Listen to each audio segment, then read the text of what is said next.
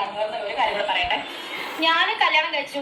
ആദ്യത്തെ കല്യാണം കഴിച്ച എന്റെ വീട്ടുകാരും നാട്ടുകാരൊക്കെ എന്നെ കല്യാണം കഴിച്ചാണ്, പള്ളിയിൽ കെട്ടിയതാണ്. സോ ഞാനും കല്യാണം കഴിച്ച് വീട്ടുകാരും നാട്ടുകാരും എല്ലാം എന്തുവാ ഒന്നും കൂടെ പറഞ്ഞേ.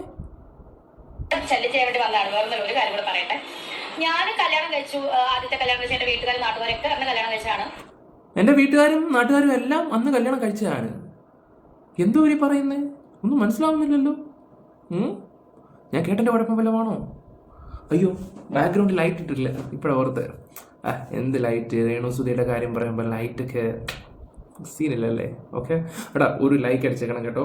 ഹൈപ്പ് കൊടുക്കാത്തവരൊന്ന് ഹൈപ്പ് കൊടുക്കുക. ആദ്യമായിട്ട് ചാനൽ കാണുന്നവരെല്ലാവരും ഒന്ന് സബ് ചെയ്തേക്കുക. അഭിപ്രായം വേണം കേട്ടോ. പള്ളിയിൽ കെട്ടിയതാണല്ലേ? സോ ഈ ഒരു വിഷയം രേണുസുതി ആദ്യം കല്യാണം കഴിച്ചതാണോ കല്യാണം കഴിച്ചതാണോ? ഓ, രേണുസുതി വേണ്ട, എൻ്റെ പൊന്നോ സുന, രേണുസുതി വേണ്ട, സുനാമി, നമ്മുടെ സുന. ഓക്കെ, ആദ്യം കല്യാണം കഴിച്ചതായിട്ടുള്ള വിഷയങ്ങൾ നമ്മൾ സോഷ്യൽ മീഡിയ ചർച്ച ചെയ്തിട്ടുണ്ടായിരുന്നു. അപ്പോൾ ഞാനും അതിലും ആ സമയത്ത് നിരന്തരം അതിനെക്കുറിച്ച് സംസാരിക്കുമായിരുന്നു വീഡിയോയിൽ. അപ്പോൾ പുള്ളിക്കാരി നിനക്കൊക്കെ എന്താ, നിനക്കൊക്കെ നാണമുണ്ടോ? അപ്പം ഞങ്ങൾ പറയുന്നൊരു കാര്യം വെച്ചാൽ ബിഗ് ബോസിൽ കയറാൻ പോവാണ് ചേച്ചി. അപ്പോൾ എനിക്ക് തോന്നുന്നത് അവിടെ കണ്ട് പറയാനിരിക്കരുത്. ലൈഫ് സ്റ്റോറിയും കാര്യങ്ങളൊക്കെ പറയുമ്പോൾ എനിക്ക് തോന്നുന്നു ആദ്യ കല്യാണത്തിൻ്റെ കാര്യം പറയാനായിരിക്കും ചിലപ്പോൾ ഉദ്ദേശിച്ചത്. പക്ഷേ എന്ത് ചെയ്യാനാ, അവസാനം ചേച്ചി ഗതി കേട്ട ഒരു വീഡിയോക്കകത്ത് പറഞ്ഞാൽ ഞാൻ ആദ്യം കെട്ടിയതാണ്. നമുക്ക് അതിനെക്കുറിച്ച് നോക്കാം ഒരു മിനിറ്റ്.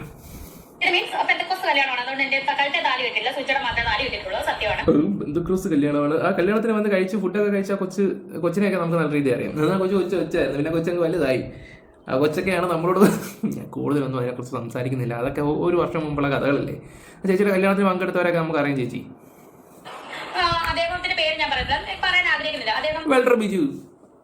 ബിജു അല്ല, ബിനു അങ്ങോട്ടാണ് അദ്ദേഹത്തിന്റെ പേരും കാര്യങ്ങളും. നമ്മൾ സ്ഥിരം പറഞ്ഞുകൊണ്ടിരിക്കുകയായിരുന്നു. സ്ഥിരം അതെന്ത് പണ്ട് തൊട്ടേ നമ്മൾ പറയുന്ന കാര്യമാണ്. എനിക്കും ബന്ധം താല്പര്യമില്ലാത്തതുകൊണ്ട് ഞങ്ങൾ ആ ബന്ധം ഉപേക്ഷിച്ചു. നന്നായി. അതുകൊണ്ടപ്പം അവൻ സ്വസ്ഥമായിട്ട് കുടുംബമായിട്ട് ജീവിക്കുന്നു. സോ എന്താ പറയാ, അതിനുശേഷം എന്താ പറയാ, അദ്ദേഹം എന്നെ കുറ്റം പറഞ്ഞില്ല, ഞാൻ അദ്ദേഹത്തെ കുറ്റം പറയുന്നത്. അതിനുശേഷം അവന് സോഷ്യൽ മീഡിയ വരണമെന്ന് ആഗ്രഹം ഉണ്ടായിരുന്നു. 4 അവളെ പറയണമെന്നുണ്ടായിരുന്നു. വീട്ടിൽ വന്ന ഒരു പണിയും ചെയ്തില്ല, ഒരു ജോലിയും ചെയ്തില്ല. എപ്പോഴും ഫ്രൂട്ടി കുടിപ്പയാണ് പുള്ളിയുടെ സ്ഥിരം പരിപാടി. വീട്ടിൽ വന്ന ജോലിയും ചെയ്യാതെ അവിടെ ഇങ്ങനെ ഇരിപ്പ് മാത്രം, കാലും പൊക്കി വെച്ചിട്ട് എന്തെങ്കിലും ഫോണിൽ കുത്തുക, എന്തെങ്കിലും ബിസ്ക്കറ്റ് തിന്നുക, ഇതൊക്കെ ചേച്ചിയുടെ പരിപാടി. പുള്ളി ആരോടൊന്നും പറഞ്ഞിട്ടില്ല കേട്ടോ കുറ്റങ്ങളെന്നേ. നാട്ടുകാർക്ക് അറിയത്തില്ലായിരുന്നു. അത് സോഷ്യൽ മീഡിയ കുറച്ച് കഴിഞ്ഞപ്പോഴാണ് നാട്ടുകാരൊക്കെ ഇത് അറിയാൻ തുടങ്ങിയത്. അയ്യോ, എന്തൊക്കെയായിരുന്നു അന്നത്തെ ചാനലിലൊക്കെ വന്ന് പറഞ്ഞ കള്ളങ്ങളും കാര്യങ്ങളൊക്കെ ഇപ്പോഴും ഓർമ്മയുണ്ട്. ആദ്യ കല്യാണം, എയർഫോഴ്സ്, എയർ നൈസ്, എന്തൊക്കെയായിരുന്നു. അതിനുശേഷം ഞാൻ നിയമപരമായിട്ട് കല്യാണം കഴിച്ചു. അദ്ദേഹം മരിച്ചപ്പോൾ ഞാൻ വിധവയായി. ഞാൻ ഇതുവരെ എന്തൊരു പ്രൗഡായിട്ടാണ് ചേച്ചി പറയുന്നത്. ഞാൻ വിധവ പറച്ചിലൊക്കെ കേട്ടില്ലേ?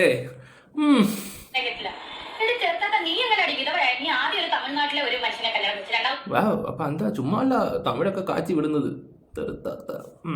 പിന്നെ അതിന്റെ കാര്യം പിന്നെ നമുക്ക് ആ ഒരു കാര്യത്തിലും താല്പര്യമില്ല, പുള്ളിയോടും താല്പര്യമില്ല. നമുക്ക് ഇവരെല്ലാം എനിക്ക് ഇവരെല്ലാം ഒരുപോലെയാണ്. എല്ലാവരും എൻ്റെ ശത്രുക്കളാണ്. ഉള്ള കാര്യം തുറന്നു പറയാമല്ലോ. ഇനി ചില ആൾക്കാരൊക്കെ പറയണ്ട അതിന് പക വീട്ടുകയാണെന്ന്. എന്ത് വേണമെങ്കിലും വിചാരിച്ചു, അതൊരു വിഷയമേ അല്ല. എനിക്കങ്ങനെ പക വെച്ചുകൊണ്ടിരിക്കുന്ന ഒരു വ്യക്തിയല്ല. പക്ഷേ ഈ കൂടെ എന്ന് കീഴിക്കൊണ്ടിട്ട് പണിയുന്ന, അതിപ്പോൾ എന്നെ ഇഷ്ടപ്പെടേണ്ട അതുലിനെ ഇഷ്ടപ്പെടുന്ന കുറച്ച് ആൾക്കാരുണ്ടല്ലോ, നിങ്ങൾ അവനോട് ചോദിച്ചു നോക്കിയാൽ മതി. അവൻ പറഞ്ഞു തരും കുറേ കാര്യങ്ങളൊക്കെ. മനസ്സിലായോ? അവൻ പറഞ്ഞു തരും. പറ താത്തയല്ല, എന്തായിരുന്നു സുധി? ഓ, സുന. ബംഗ്ലാദേശിയാ? ഓ, ചുമ്മാ അല്ല, പാൻ വേൾഡ് റീച്ച് ഉണ്ടെന്നൊക്കെ പറയുന്നേ. ബംഗ്ലാദേശി എന്നൊക്കെ പറയുമ്പോ ഇപ്പൊ ബംഗ്ലാദേശുകാർക്ക് പോലും ഇന്ത്യ വരാൻ പറ്റാത്ത അവസ്ഥയാണ്. ഇതൊക്കെ എങ്ങനെ കണ്ടുമുട്ടുവോ ഇനി?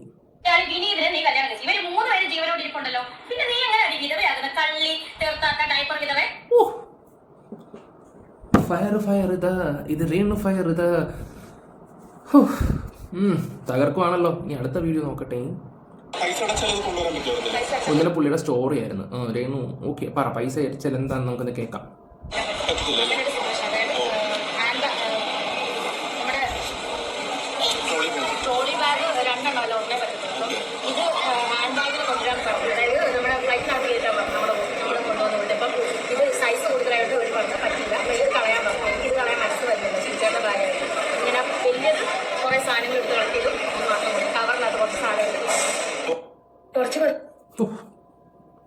എന്തൊക്കെയോ പറയുന്നു. ഇപ്പൊ തന്നെ പുള്ളിക്കാരി കള്ളക്കടത്തുകാരി എന്നൊക്കെയാ പറയുകയൊക്കെ ചെയ്യുന്നത്.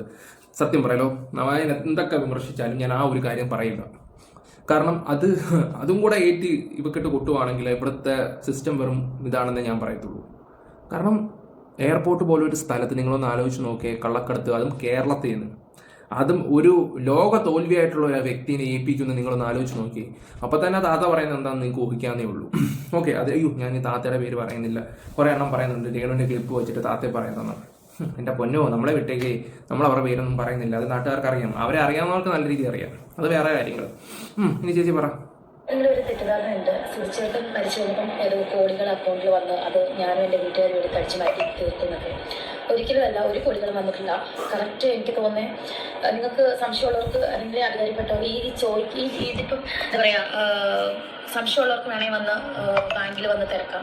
എത്ര രൂപയാണ് വന്നൊന്നും കാര്യങ്ങളൊക്കെ പറഞ്ഞു. ബാങ്ക് ഡീറ്റെയിൽ ഒക്കെ പറഞ്ഞു തന്നാൽ മതി ചേച്ചി. നിങ്ങളുടെ ബാങ്ക് ഡീറ്റെയിൽ തന്നാൽ മതി. നമ്മളതൊക്കെ ആയിട്ട് വേണമെങ്കിൽ പോയി അന്വേഷിക്കാം. അതൊന്നും വിഷയമില്ല. പക്ഷെ നാണക്കെട്ട പരിപാടി, നമ്മളങ്ങനെയൊന്നും ചെയ്യാറൊന്നുമില്ല. എന്തായാലും കുറേ കാര്യങ്ങളൊക്കെ അറിയാൻ കഴിഞ്ഞിട്ടുണ്ടായിരുന്നു. ആ പൈസയിൽ കിച്ചുവിന് ബൈക്ക് മേടിച്ച് കൊടുത്ത കഥകളൊക്കെ ഇങ്ങനെ പറയുന്നത് കേട്ടിട്ടുണ്ടായിരുന്നു. അത് പ്രായപൂർത്തി ആവാത്തതുകൊണ്ട് വേറെ ആരുടെ പേരിലാണോ എടുത്തെന്നും അത് ഇങ്ങനെ കേൾക്കാൻ ഇടയായിട്ടുണ്ടായിരുന്നു. പറ കേൾക്കട്ടെ. അത് വന്നത് 75,000 രൂപ കറക്റ്റ് വന്നു. അതിന് 69 രൂപ തോന്നുന്നു. അതിന് നമ്മളൊരു ബൈക്ക് മേടിച്ചായിരുന്നു, ഒരു മഞ്ഞ കളറിൻ്റെ ഒരു ബൈക്ക്. ഞാനും ഞങ്ങളുടെ കൂടുതലാണ് കിച്ചന് മേടിച്ചു കൊടുത്തത്. കിച്ചന് പറയാൻ ഞങ്ങൾക്ക് എല്ലാവർക്കും അറിയാം. അല്ലാതെ കോടികൾ വന്നിട്ടോ ഇല്ല, ഞങ്ങൾ ആരും എടുത്ത് നോക്കിയിട്ടോ ഇല്ല, രക്ഷമില്ല. പിന്നെന്താണ് എന്താ പറയുന്നത്, ഇതൊക്കെ വന്ന് ബോധിപ്പിക്കണമെന്നുണ്ട്. കാരണം അങ്ങനത്തെ ഒരു സിറ്റുവേഷനാണ് ഇപ്പം. ചിലർക്ക് തെറ്റിദ്ധാരണ മാറ്റാൻ വേണ്ടിയിട്ടാണ്. അപ്പോൾ തന്നെ ഞങ്ങൾ ഒറ്റയ്ക്കല്ലായിരുന്നു. ഞങ്ങളുടെ ഭയങ്കര സ്റ്റക്കാണല്ലോ. ഓക്കെ, ഞങ്ങളുടെ കൂടെ എന്തെങ്കിലും അടുത്ത വീഡിയോ ഒക്കെ. നമസ്കാരം. രേണുസുതിയാണ് കുടുങ്ങി എന്ന ആൽബത്തിന് ശേഷം കുടുങ്ങി സർ സംവിധാനം ചെയ്യുന്ന നിങ്ങൾ ഇതുപോലുള്ള സാധനങ്ങളെ ചെയ്യാറുള്ളൂ. ഈ കാലഘട്ടത്തിൽ ആരെങ്കിലും ഈ ആൽബം അങ്ങനെയൊക്കെയുള്ള ഐറ്റങ്ങൾ കൊണ്ടുവരുമോ? പഴകിലെ നെഞ്ചിനുള്ളിൽ നീയാണ് തേനാണ് ആ ടീംസൊക്കെ വന്നിട്ട് പുതിയ രേണുവിനെയും പെരരെയൊക്കെ വെച്ച് കുറേ ആൽബങ്ങൾ ചെയ്യുന്നുണ്ട്. ആ ആൽബം ചെയ്യുമ്പോൾ തന്നെ നിങ്ങൾ ആലോചിച്ച് നോക്കേണ്ടത് എന്താണെന്ന് വെച്ചാൽ, പുറത്തുള്ള എൻ്റെ ഒരു ഫ്രണ്ട്, അവൾ കാനഡയിലാണ്. അവിടെ ഈ കാനഡയിലെ നമ്മുടെ കേരളക്കാരുടെ മൂവീസൊക്കെ വെച്ച് കളിയാക്കുന്ന ആൾക്കാരുണ്ട്, കൊറിയൻ ആൾക്കാരും അങ്ങനെയൊക്കെ. അപ്പോൾ അവിടെ എന്നോട് പറഞ്ഞൊരു കാര്യം എന്താണെന്ന് വെച്ചാൽ, ഡാനി ഈ രേണുവിൻ്റെയും അലൻ ജോസ് പെരേരയുടെ ഒക്കെ ഇത് കണ്ടിട്ട് നമ്മുടെ ആൾക്കാർ അങ്ങനെയാണെന്നാണ് അവർ വിചാരിച്ചിരിക്കുന്നത്. നമ്മുടെ കൾച്ചറാണ്, ഭോജ്പുരി പോലുള്ള മൂവീസിനെ പോലെയൊക്കെയാണ് നമ്മുടെ മൂവി എന്നാണ് എല്ലാവരും പറയുന്നത്. നിങ്ങൾക്കറിയാലോ, മലയാളം എന്ന് പറഞ്ഞാൽ ഇന്ത്യയിൽ തന്നെ വേറെ ലെവലായിട്ട് വന്നുകൊണ്ട് മലയാളം മൂവീസ് അങ്ങനെയാണ്. ദൃശ്യം എല്ലാവരും എടുത്ത് പറയുന്ന ഒരു കാര്യമാണ്. ദൃശ്യത്തിൻ്റെ ഈ നമ്മുടെ എന്താ അദ്ദേഹത്തിൻ്റെ പേര്, ഫഹദ് ഫാസിലിൻ്റെ ഒക്കെ മൂവീസിനെ കുറിച്ചൊക്കെ നോർത്ത് ഇന്ത്യയിലൊക്കെ ഭയങ്കര ഇതാണ്. നമ്മുടെ മലയാളികളെ മോശമാക്കിയാണ് അവിടെയുള്ള പുറത്തുള്ള കാനഡയിലുള്ള കൊറിയൻ ആൾക്കാരൊക്കെ സംസാരിക്കുകയൊക്കെ ചെയ്യുന്നത്. കാരണം ഇവറ്റയുടെയൊക്കെ ഈ വീഡിയോ കണ്ടിട്ട് നിങ്ങൾ പരമാവധി ഇതുപോലുള്ള എനിക്കറിയാൻ പറ്റില്ല എന്തിനാണ് ഈ ആൽബങ്ങളൊക്കെ ചെയ്ത് ഇങ്ങനെ വെറുപ്പിക്കുന്നതെന്ന് ആലോചിച്ച് നോക്കുന്നത്. ഇപ്പോൾ ഒരു കോൺട്രവേഴ്സി ഉണ്ടാക്കി കഴിഞ്ഞാൽ രേണുവിന് നിൽക്കാൻ പറ്റൂല. നമ്മൾ ഉണ്ടാക്കിയാലേ രേണുവിന് നിലനിന്ന് പോകാൻ പറ്റും. അത് രേണുവിനും അറിയാം. പക്ഷെ ഇവിടെ പണി കിട്ടുന്ന പുള്ളിയുടെ പേഴ്സണൽ കാര്യങ്ങൾ പുറത്തു വരുമ്പോഴാണ് പുള്ളിക്ക് പണി കിട്ടുന്നത്. പ്രൊഡക്ഷൻ ചെയ്യുന്ന എന്താ പറയാ, അടിപൊളി ഒരു കിടിലൻ ആൽബം നാളെ ഷൂട്ടാണ്. ഞാൻ അതിന്റെ ലൊക്കേഷനിലേക്ക് പോവാണ്. ഇതുവരെ നിങ്ങൾ തന്നെ എല്ലാ അനുഗ്രഹത്തിനും പ്രാർത്ഥനയ്ക്കും തന്നെ വീണ്ടും സപ്പോർട്ട് ചെയ്യുക. സപ്പോർട്ട് ചെയ്യാൻ അമ്മയുടെ ആൽബം ലൈക്ക് ഷെയർ സപ്പോർട്ട്. പാവം പിടിച്ചവൻ കൊച്ചു ചേർക്കുന്നവൻ എന്തറിയാം. നമ്മുടെ ആൽബം ഹിറ്റ് ആവട്ടെ. നമ്പുന്നില്ല, ഞാൻ നിർത്തി.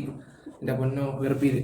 ഓക്കെ, എന്തായാലും പുള്ളി പെട്ടെന്ന് വന്നിട്ട് പുള്ളിയുടെ ആദ്യ ഭർത്താവിൻ്റെ കഥകളൊക്കെ പറയുകയൊക്കെ ചെയ്തു. അന്ന് ഇത് വായിനൊന്ന് വീഴാൻ വേണ്ടി എത്ര ആൾക്കാർ കാത്തിരുന്നതെന്നറിയോ?